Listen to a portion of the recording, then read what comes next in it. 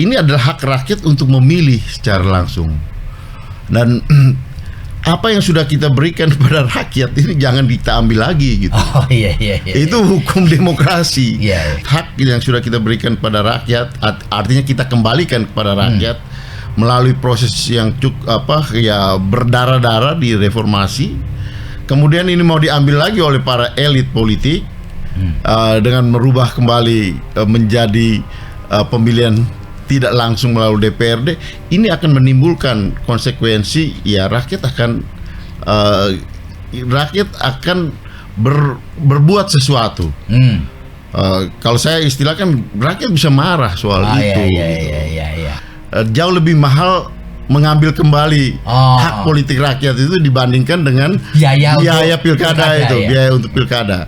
Ibu Mega mengajarkan kalau you mencintai alam, you mencintai tanaman, karena setiap tanaman itu punya nyawa, punya nafas. Jadi kalau kita mencintai dia juga akan mencintai kita gitu. Ya saya kira dari awal PDI Perjuangan sudah menangkap itu gitu ya. Istilahnya apa? Kami merasakan itu, dan itulah apa yang saya katakan tadi gitu.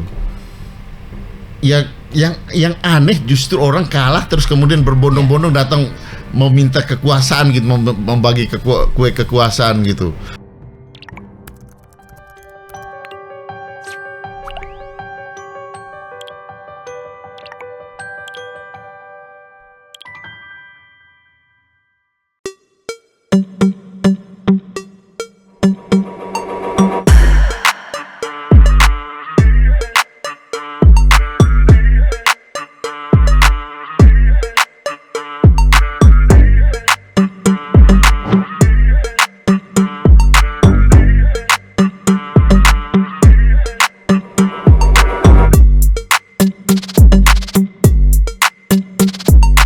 Assalamualaikum warahmatullahi wabarakatuh. Salam damai sejahtera buat kita semua. Bertemu kembali dengan saya Feby Mahendra Putra, Direktur Pemberitaan Tribun Network Tribuners. Pada 10-12 Januari 2026 yang lalu, PDI Perjuangan menggelar perayaan hari ulang tahun yang ke-53 sekaligus menggelar Rakernas yang pertama di tahun 2026.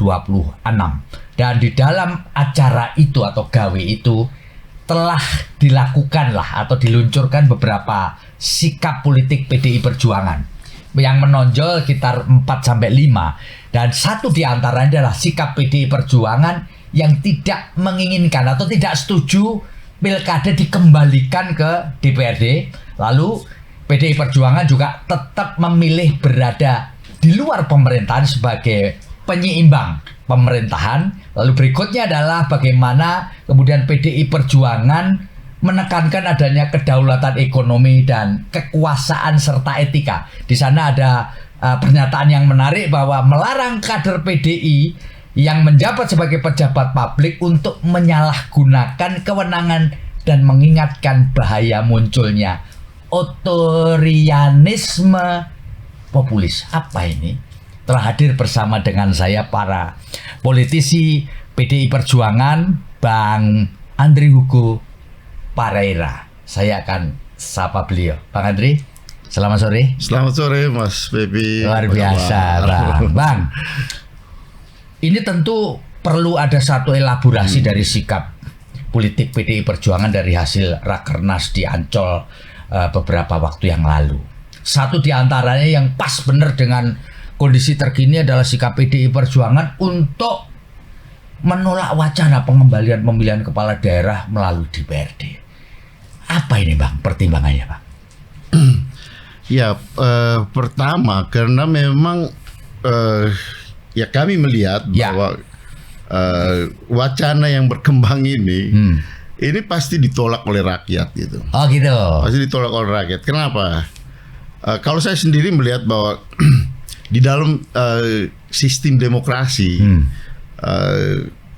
hal yang paling hakiki di dalam demokrasi itu adalah hak memilih. Nah ini kan kita pernah punya ketika tahun 55 pemilihan langsung. Ketika itu ya kita memilih secara langsung di dalam sistem parlementer kan pada waktu itu.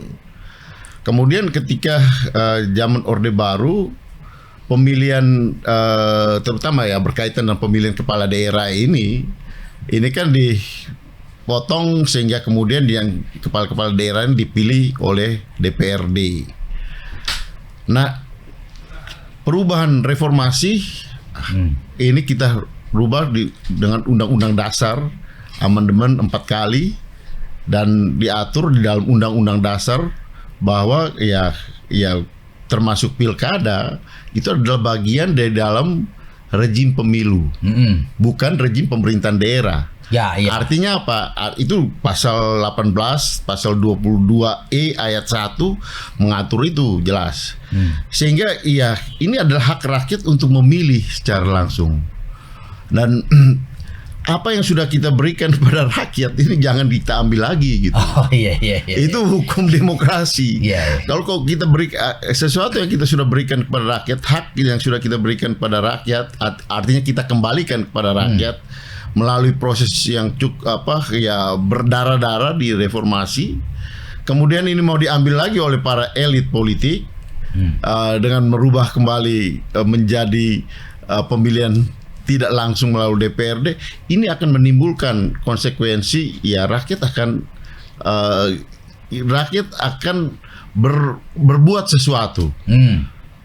Kalau saya istilahkan rakyat bisa marah soal itu. Iya. Nah, oleh karena itu ya sebelum Rakernas itu juga kami mendapat banyak masukan gitu. Masukan baik dari konstituen PDI Perjuangan, dari struktur partai di daerah, ya karena mereka lah yang akan merasakan gitu kalau pemilihan ini kembali kepada DPRD gitu. Juga dari masyarakat yang mengirim surat ke DPP untuk beraudiensi dan menyampaikan aspirasinya. Nah, sehingga dari aspirasi-aspirasi yang muncul ini ya kita bicarakan di dalam Rakernas. Itu ya. Kita bicarakan di dalam Rakernas dan kemudian PDI Perjuangan menyampaikan sikapnya itu gitu. Ya bahwa ini wacana kita memberitahukan kepada publik, ya juga ya menyampaikan kepada teman-teman ya sesama partai politik bahwa ya ini akan menimbulkan reaksi, persoalan kemudian, dan mudah-mudahan kita tidak berharap itu gitu. Oleh karena itu lebih baik ya kita kalau alasannya adalah untuk efisiensi. Ya, karena ini kan mahal katanya kan, mahal, biaya mahal. Tinggi.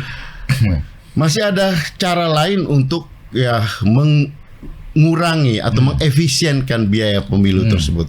Alasan itu menurut kami jauh lebih mahal mengambil kembali hak politik rakyat itu dibandingkan dengan biaya pilkada itu, ya? Biaya untuk pilkada.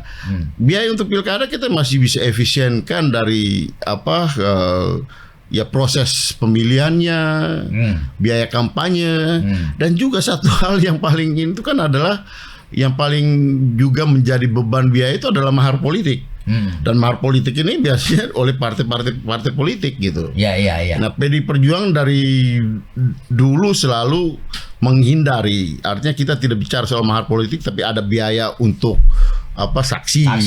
Ya, itu menjadi tanggungan dari kandidat. Meskipun tidak semua juga, kalau kandidatnya tidak sanggup, akhirnya kita bantu juga gitu kan untuk biaya saksi itu gitu. Nah, banyak ruang yang masih bisa kita efisienkan untuk mengurangi biaya pemilu tersebut, biaya pilkada, ketimbang kita mengambil kembali hak yang ada pada rakyat gitu, yang selama ini sudah dinikmati oleh rakyat.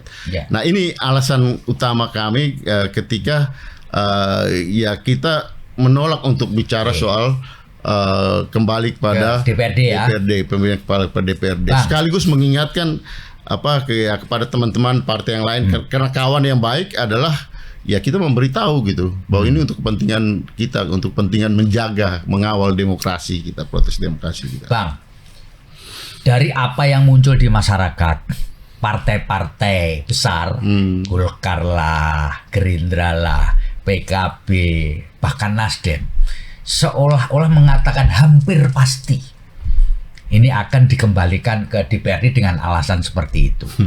Nah, apakah PDI Perjuangan tidak merasa dikucilkan ini Bang oleh partai-partai lain yang sekarang berada di koalisi pemerintahan untuk dalam quote akut memaksakan diri untuk supaya ini kembalikan kepada DPRD, Bang?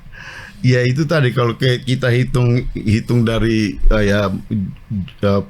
jumlah fraksi anggota DPRD, ya pasti kalau hitung-hitungan angka pasti PDI Perjuangan kalah gitu. Kalah banyak ya. Tapi kan rakyat kan banyak rakyat yang akan melihat dan mengikuti itu juga. Dan kita punya pengalaman dulu kan ketika kita memaksakan batas usia pilkada itu kan 30 tahun itu kan untuk DKI. Kan itu kan hanya hitungan hari itu menimbulkan reaksi yang luar biasa. Maksud kami juga supaya jangan sampai hal-hal seperti itu terjadi lagi gitu. Artinya ini maksud baik untuk kepentingan bersama kita gitu. Kepentingan maunya PDI Perjuangan saja gitu. Tapi ya itulah tugas dari partai, mengekspresikan apa yang menjadi suara yang berkembang di masyarakat. Dan ya kalau sebagai anggota DPR, ya tugas saya adalah ya memperjuangkan aspirasi rakyat. Itu sumpah kami gitu. Jadi apa yang kami dengar, apa yang kami alami di masyarakat, ya ini kami sampaikan gitu. Bahwa kemudian soal keputusan menang-menangan dalam jumlah ya itu nanti rakyat yang akan menilai itu. Bang. Jadi ya kami kembalikan lagi kepada rakyat tentu. Bang, selama ini apakah dari partai-partai lain lah yang sekarang tergabung dalam koalisi pemerintahan pernah memberikan satu ajakan kepada PDI untuk memberikan support kepada keinginan mereka nggak, Bang? Komunikasi politik maksud saya. Sepanjang pengetahuan Abang. Ya mungkin ya, artinya karena ini juga berkembang beberapa waktu terakhir ini ya, yang menurut saya juga sangat elitis gitu kan. Di antara beberapa pimpinan partai politik, kemudian ya mengklaim ini bahwa ini keinginan dari presiden gitu. Ya saya nggak tahu gitu persis apakah di antara para pimpin ketua partai sudah bicara soal itu. Tapi kalau ke PDI Perjuangan saya kira selama ini belum ada. Belum ya ada komunikasi politik. Ya kan biasa kan di dalam proses. Tapi kalaupun ada komunikasi pasti kita punya sikap itulah sikap PDI Perjuangan. Jelas ya. Sikap artinya lebih baik kita bicara apa yang dipikirkan oleh masyarakat, apa yang kita rasakan merupakan bagian dari perjuangan reformasi di mana PDI Perjuangan ada di situ, ada di dalam. PDI Perjuangan ini kan bukan partai yang lahir setelah reformasi gitu. Justru partai yang ikut melahirkan reformasi tersebut. Yang lain kan muncul baru belakangan. Mungkin tidak merasakan itu gitu. Tapi PDI Perjuangan partai yang lahir dan melahirkan proses reformasi itu gitu. Dari PDI menuju PDI Perjuangan itu kan adalah bagian dari proses reformasi. Jadi kami merasakan itu gitu. Bang, sebenarnya kalau Abang lihat, apakah wacana ini murni untuk mengurangi biaya politik atau ada tendensi lain, Bang? Kalau Anda melihat wacana ini ya. Kalau yang selama ini muncul ke permukaan karena ini untuk efisiensi, untuk menghemat lah kasarnya gitu. Tapi menurut Abang sendiri wacana ini apakah ada motif lain? Bisa saja gitu. Menurut apa yang paling masuk akal? Kan ada juga yang bertanya apakah karena ini kita mau kembali pemilihan presiden juga pemilihan MPR oleh MPR gitu. Kembali kepada Undang-Undang Dasar. 45 ya sebelum amandemen. Saya bilang sah-sah aja kalau masyarakat mencurigai itu gitu.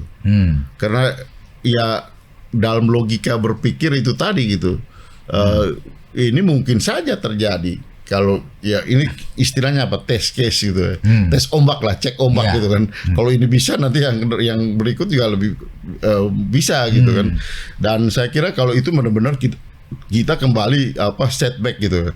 Kalau Lewinsky bicara soal backsliding demokrasi itu akan terjadi di situ. Kemunduran demokrasi kita gitu. Nah, Bang, apakah PDI selama ini untuk menghadapi wacana seperti itu hanya mengeluarkan sikap politik atau perlu melakukan sesuatu, Bang, untuk memberikan wacana yang kontra wacana lah pada masyarakat? Karena masyarakat kita ini juga kadang-kadang ya di satu sisi punya sikap optimis, tapi di satu sisi lain kan bisa saja kemudian direkayasa untuk. Kan sekarang ini kan sebenarnya kontra wacana kan, artinya PD Perjuangan ketika wacana ini muncul dan kita melihat itu dan ditanya oleh media termasuk Tribun juga memberikan menanyakan itu, ya kami langsung menyampaikan apa yang dirasakan oleh masyarakat, bahwa kemarin Rakernas itu adalah akumulasi dari pandangan-pandangan yang masuk ke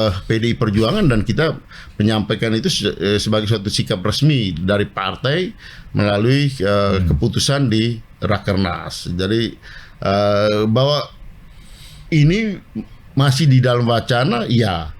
Kemarin juga di dalam pendapat dari Mbak Ketua DPR Mbak Puan menyampaikan bahwa pembahasan soal undang-undang pilkada ini masih jauh, masih ada undang-undang lain yang akan lebih dibahas lebih dulu, karena pilkadanya juga baru tahun 2031 ke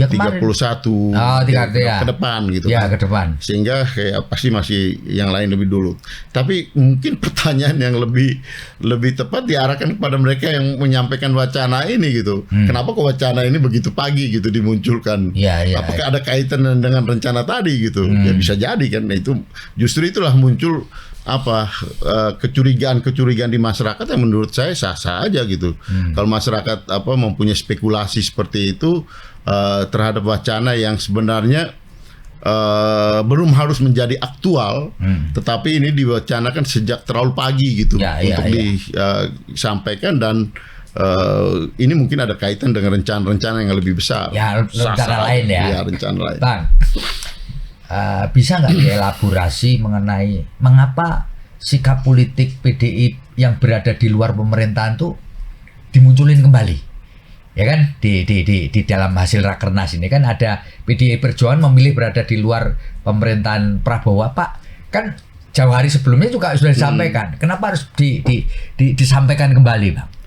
Apa motifnya, Bang? Bisa dijelaskan, Bang? Penegasan itu kan perlu. Penegasan itu perlu. Artinya apa karena ada perkembangan politik terakhir gitu, ada tarik menarik, ada kompromi baru, ada masyarakat mencoba itu, atau bahkan memang selama ini memang tidak ada sinyal untuk tidak ada deal lah dari tawar menawar, sehingga PDI Perjuangan tidak tertarik untuk masuk ke pemerintahan, sehingga perlu dikuatkan kembali, atau enggak begitu? Dari awal kan sebenarnya itu udah sikap PDI Perjuangan. Artinya setelah pileg, pilpres, ya pileg, pilpres, dan kemudian bahkan sebelum pelantikan presiden kan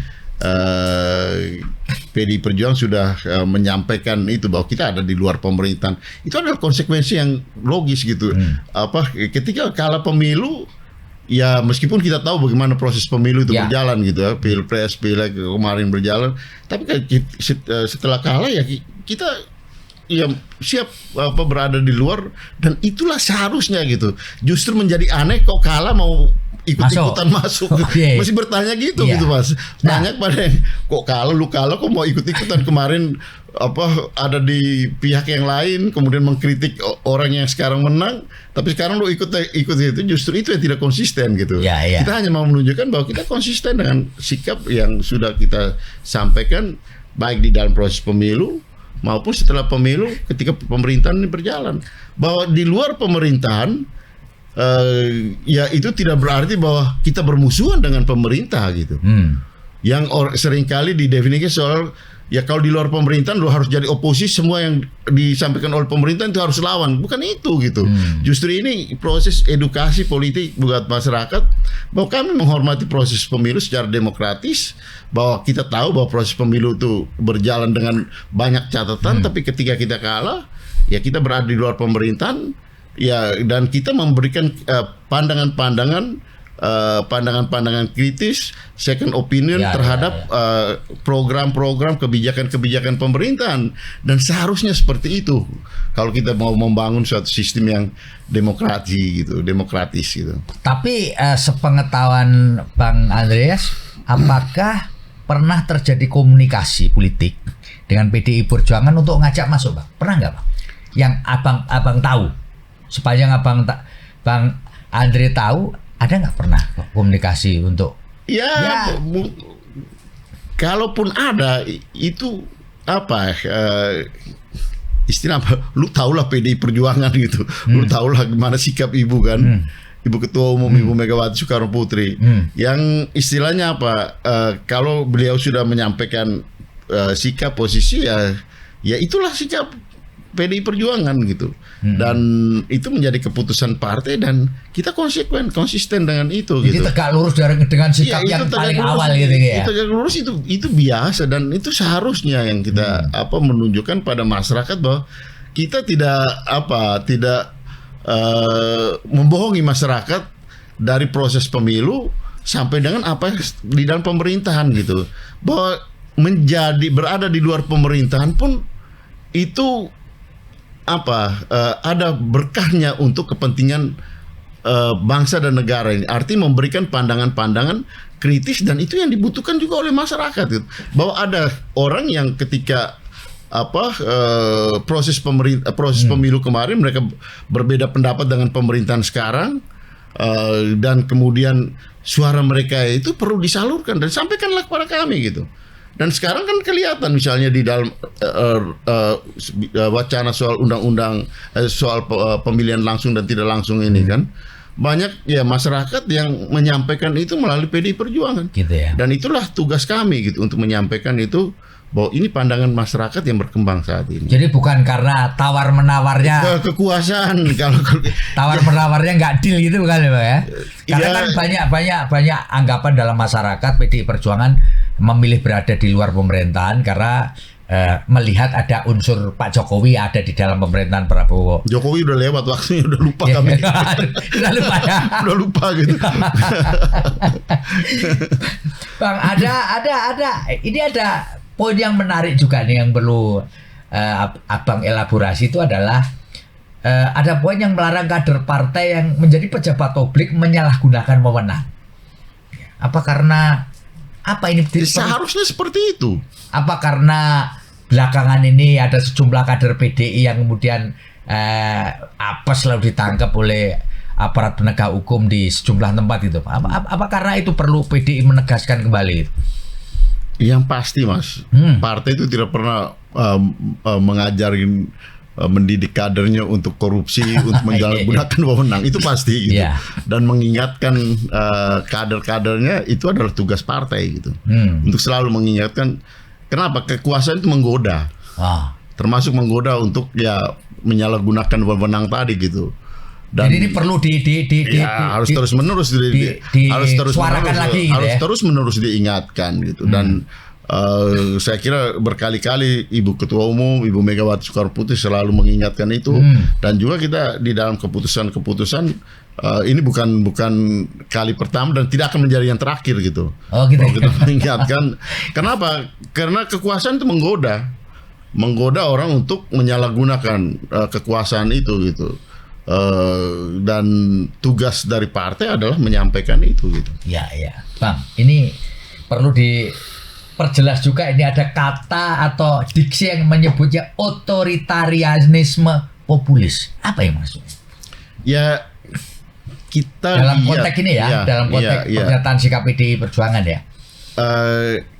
Ini perkembangan yang terjadi ya bukan hanya di Indonesia, tapi perkembangan yang banyak terjadi di dunia ini gitu. Kita lihat beberapa pemimpin-pemimpin dunia yang juga mengembangkan pola kepemimpinan yang authoritarian populisme ini gitu. Di Hungaria, kemudian juga di Austria juga kita lihat ada beberapa waktu terakhir ini bahwa di satu pihak mereka menggunakan semua instrumen yang populis, kebijakan-kebijakan, misalnya kebijakan-kebijakan yang langsung memberikan bantuan untuk rakyat, untuk yang sifatnya populis, yang untuk meningkatkan popularitas. Tapi di pihak lain ada sisi upaya untuk mengedepankan kekuasaan yang otoriter ya. Nah ini berbahaya gitu. Nah, indikasinya di Republik ini Ada nggak? Mulai ada nggak sehingga perlu diingatkan di dalam? Jangan sampai itu terjadi. Rakernas itu. Jangan sampai itu terjadi. Jangan sampai itu terjadi. Kalau boleh saya tahu, Bang, indikasinya ada nggak, Bang? Ya, kita semua bisa melihat bagaimana hal-hal program-program yang populis bahkan sejak akhir pemerintahan yang lalu gitu, menggunakan segala macam elemen bantuan untuk kepentingan meraih kekuasaan gitu. Elektabilitas ya. Untuk memperoleh elektabilitas. Itu konsekuensi daripada persaingan politik yang sangat elektoral gitu. Mengedepankan elektoral gitu. Ketika berkuasa ya menggunakan segala macam instrumen itu untuk meraih dukungan, memperoleh dukungan, dan dengan dukungan itu ya kemudian membangun imperium kekuasaan. Dan itu berbahaya gitu. Itu yang kita maksudkan dengan authoritarian populisme itu gitu. Otoritarianisme. Ya, authoritarianisme populisme. Nah, itu kita lihat dalam perkembangan di beberapa negara itu muncul seperti itu. Dan ya jangan sampai itu terjadi di Indonesia karena kita tahu bahwa dengan masyarakat yang menghendaki bantuan hal-hal yang sifatnya populis, itu kemudian menjadi alasan kita untuk melupakan bahwa ada sisi lain yang harus kita perhatikan di dalam proses kekuasaan yang berlangsung, yang berjalan ini gitu. Bang, kalau Abang melihat program-programnya Pak Prabowo semacam MBG, makan bergizi gratis, Koperasi Desa Merah Putih, itu termasuk kebijakan yang populis. Dan itu bisa mengarah ke otoritarianisme nggak, Bang? Jangan sampai. Nggak, indikasi ke sana. Jangan sampai. Jangan sampai itu terjadi gitu. Tapi itu termasuk kebijakan populis kan? Itu populis. Ya. Kebijakan populis. Ya. Nah, tadi PDI kemudian memberi jangan sampai itu terjadi ke populer otoritarianisme ya. Ya. Bang, kalau boleh dielaborasi dari apa sih yang menjadi satu concern PDI Perjuangan di dalam ketika muncul isu ekologis, menyoroti pentingnya penanganan krisis ekologis dan isu lingkungan sebagai bagian dari agenda strategis partai ke depan. Ini apa? Belajar dari bencana besar kemarin di Sumatera di akhir Desember kemarin, kok ada isu ekologis ini, Bang? Sebenarnya itu di PDI Perjuangan sudah selalu dikemukakan, karena saya tahu misalnya Ibu Mega tuh sangat mencintai alam dan tumbuh-tumbuhan. Tanaman. Beliau punya kebun raya yang dia dan tanaman tumbuh-tumbuhan dari berbagai daerah di Indonesia ini. Saya pernah diminta misalnya harus cari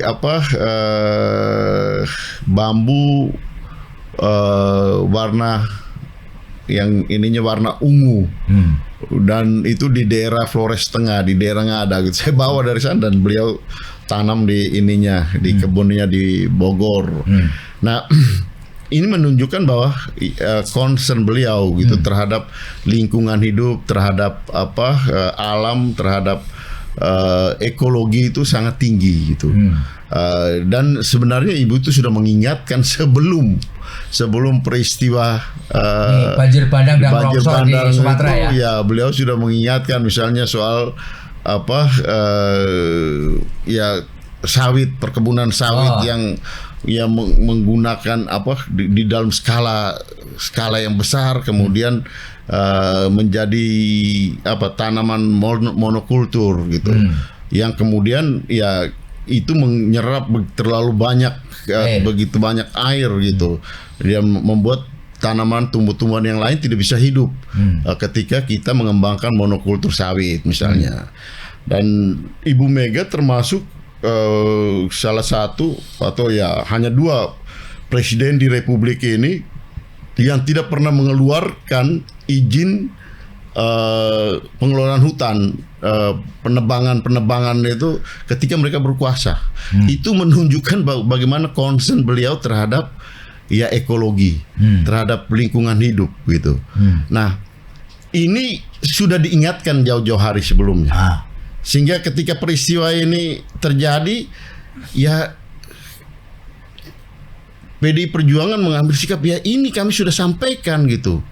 Dan itu sudah jauh-jauh hari, bahwa apa yang terjadi sekarang ini kan merupakan bagian dari proses yang terjadi sebelum-sebelumnya gitu kan. Dan ya you bisa cek sendiri siapa-siapa yang memberikan izin-izin yang kemudian menyebabkan terjadinya ya bencana. Ini bukan bencana alam, tapi bencana yang disebabkan oleh ya kebijakan-kebijakan yang diambil oleh para pengambil keputusan, para pembuat kebijakan gitu. Jadi kita jangan menuduh alam yang salah gitu.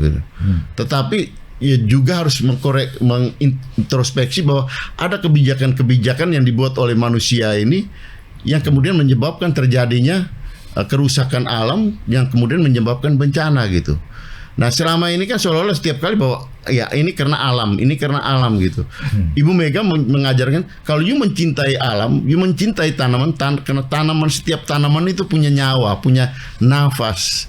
Jadi kalau kita mencintai dia juga akan mencintai kita gitu. Itu interaksi antar manusia dengan alam. Nah, ini hal yang ya menurut saya juga menjadi concern anak-anak muda sekarang gitu. Ketika kita bicara dan apa yang mereka selalu bicarakan tentang ya soal ya lingkungan hidup, dan saya kira memang benar. Kenapa? Kita yang udah generasi baby boomers ini kan ya mungkin tidak lama lagi kita ada di dalam peredaran politik dan peredaran kehidupan ini gitu. Tapi mereka lah yang akan menjalani kehidupan kelangsungan hidup ini ke depan, bangsa dan negara ini ke depan gitu. Nah, terhadap mereka inilah kita sama-sama jaga alam ini. Kita sama-sama merawat alam ini. Sehingga salah satu poin penting di dalam Rakernas kemarin adalah ya merawat pertiwi, merawat bumi ini gitu, merawat ya Nusantara ini gitu, merawat pertiwi artinya merawat tanah ibu pertiwi ini gitu. Dan saya kira itulah poin penting yang berkaitan dengan menjaga ekologi tadi. Nah, kalau ini saya juga tertarik ini melihat sikapnya politiknya PDI terkait menyebut supaya negara tidak boleh dikendalikan oleh kepentingan oligarki ini. Korelasinya relevansinya dengan kekinian apa ini? Apakah kita mau? Enggak, maksud saya apakah betul PDI Perjuangan melihat bahwa ekonomi kita itu sekarang lagi berada di bawah? Ya, saya kira enggak. Ya, PDI Perjuangan hanya mengingatkan, tapi fakta dan realitanya kan sudah terjadi gitu kan, bahwa ekonomi kita dikendalikan oleh kepentingan. Sudah terlalu banyak ahli-ahli yang menyampaikan dan mengungkapkan itu gitu. Dan sebagai partai politik kami bertanggung jawab untuk ya menyampaikan dan melanjutkan apa yang disampaikan oleh masyarakat yang berkaitan dengan ya bahaya dari kekuasaan yang baik ekonomi politik yang dikuasai oleh hanya kelompok-kelompok tertentu gitu. Yang ya ekonomi oligarki ekonomi yang mengendalikan politik, begitupun kepentingan politik yang berkolaborasi dengan kekuatan-kekuatan oligarki ekonomi. Kita lihat peristiwa apa yang terjadi di PIK yang sampai sekarang tidak jelas lagi gitu kemana ujung persoalan itu gitu.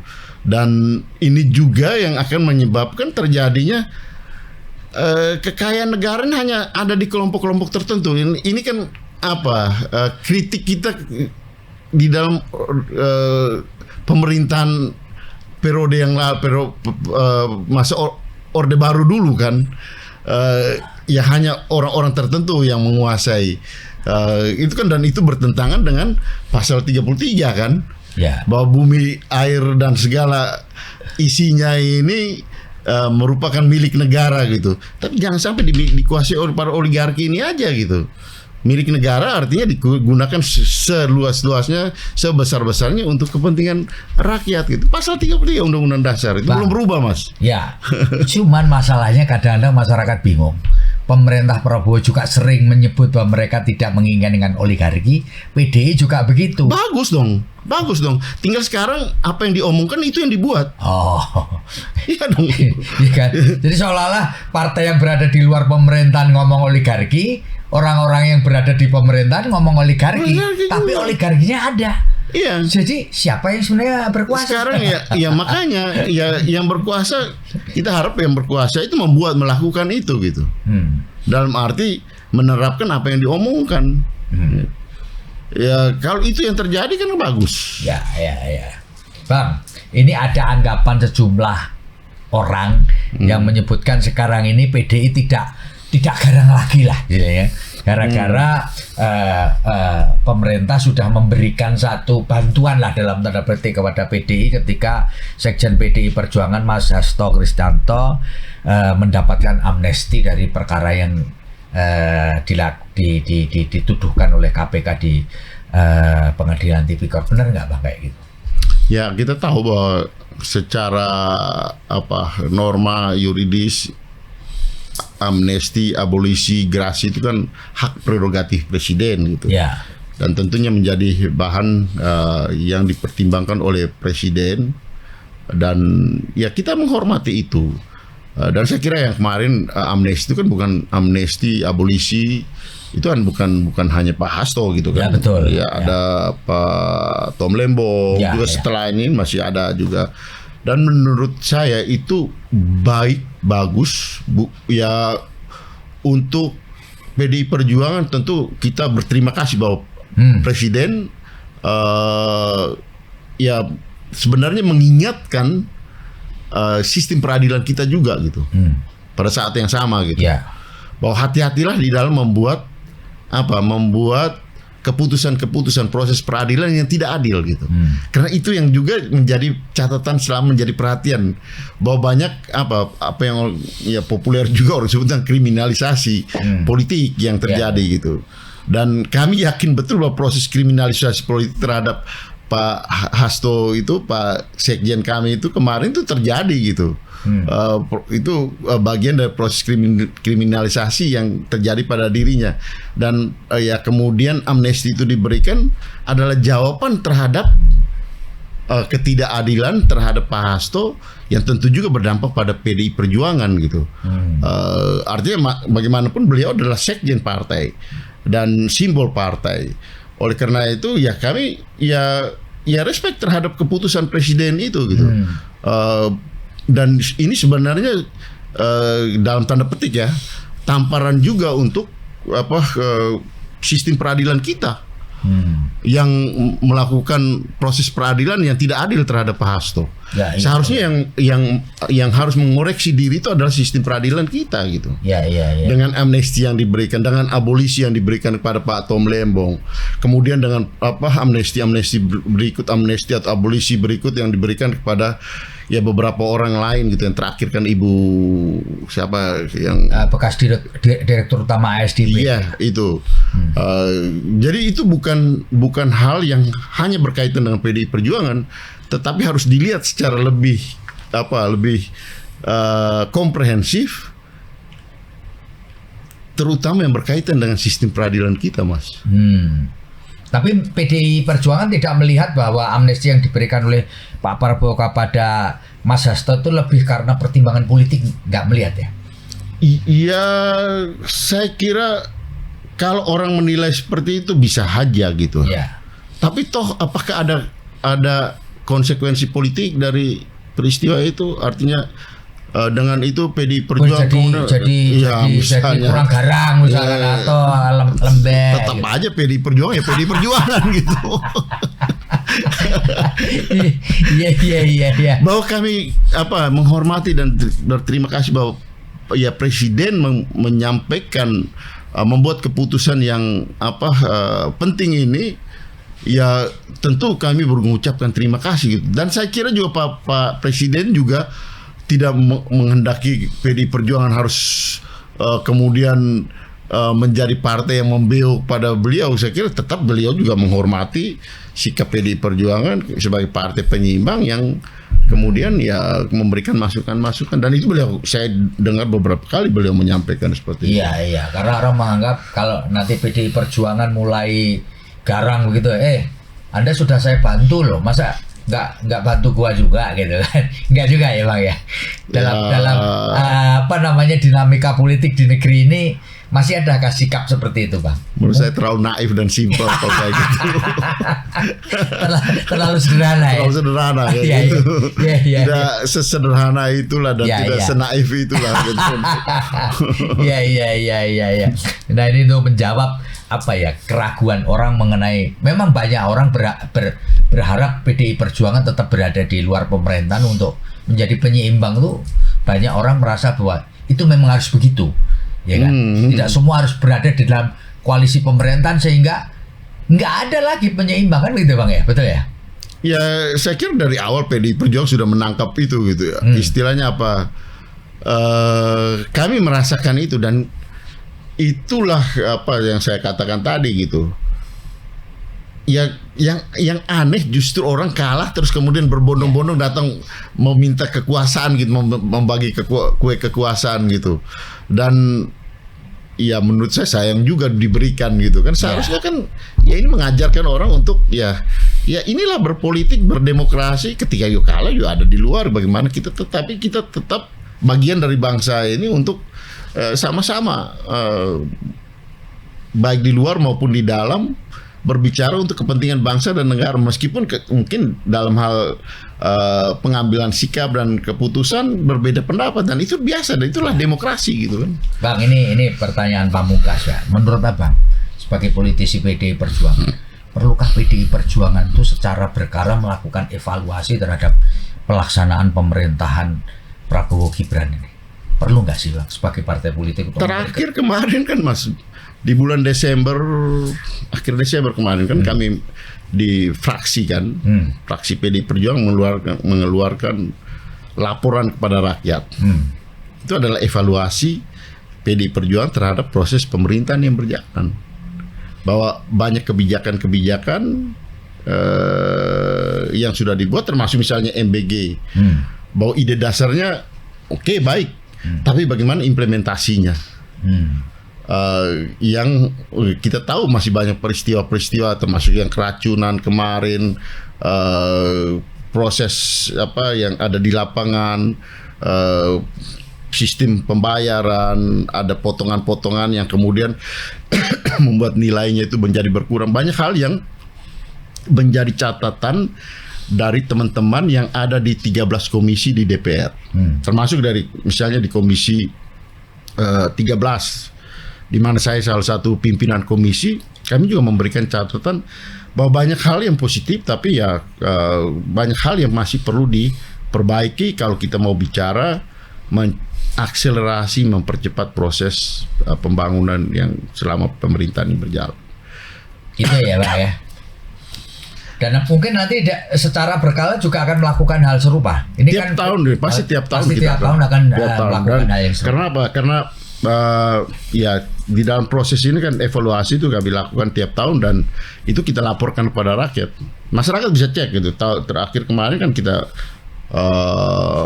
mempublikasikan itu di ini saudara tuanya Tribun di Kompas kan, di media Kompas itu laporan kepada rakyat itu. Ya. Silakan dibaca di situ. Oke, baik Tribuners, demikian ngobrol saya dengan politisi PDI Perjuangan, juga anggota parlemen kita, Bang Andri Hugo Pareira. Terima kasih Bang atas ngobrol kita. Moga-moga sama-sama Mas, ini menambah wawasan pembaca kita, pemirsa kita mengenai apa yang sedang, telah dan akan dilakukan oleh PDI Perjuangan. Saya Febi Mahendra Putra pamit undur diri. Assalamualaikum warahmatullahi wabarakatuh. Salam damai sejahtera buat kita semua, dan apapun yang terjadi, jangan lupa tetaplah bahagia. Download Tribun X sekarang, menghadirkan lokal menjadi Indonesia.